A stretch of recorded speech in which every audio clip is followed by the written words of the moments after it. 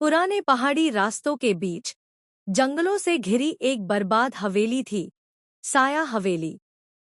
लोग कहते थे कि वहां रात के बाद रुकना तो दूर, उसका नाम लेना भी अशुभ माना जाता है।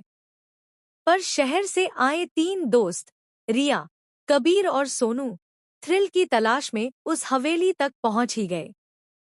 हवेली का विशाल दरवाजा बिना छुए ही चर चर की आवाज के साथ खुल गया, मानो उन्हें बुला रहा हो।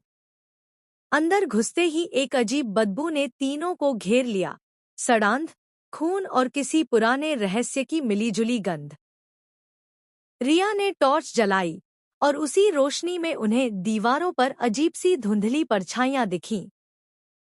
सोनू ने चौंक कर कहा, ये हमारी परछाइयां नहीं हैं।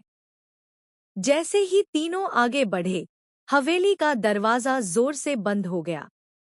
कबीर ने भागकर दरवाजा खींचा, पर वह पत्थर की तरह अड़ा रहा। तभी ऊपर की मंजिल से किसी के चलने की आवाज आई, धीमी, भारी और खौफनाक। तीनों ने कांपते हुए ऊपर की ओर कदम बढ़ाए। सीढ़ियां चढ़ते ही सामने एक लंबा, काला साया दिखाई दिया। रिया ने डर के मारे टॉर्च गिरा दी। साया धीरे धीरे उनकी ओर बढ़ा और उसके कदमों की आवाज हवा में तैरती हुई उन तक पहुंच रही थी। कबीर ने हिम्मत करके उससे पूछा, तुम कौन हो?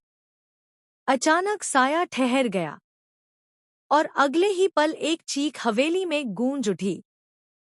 सोनू हवा में उछलकर दीवार से टकराया, जैसे किसी अदृश्य शक्ति ने उसे फेंक दिया हो।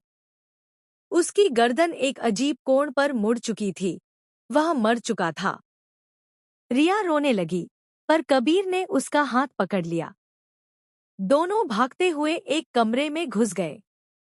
कमरा पूरी तरह अंधेरा था, सिर्फ बीच में एक पुरानी डायरी पड़ी हुई थी। कबीर ने कांपते हाथों से पढ़ना शुरू किया। डायरी एक तांत्रिक की थी जिसने हवेली के मालिक को अमर बनाने के लिए एक मंत्र किया था।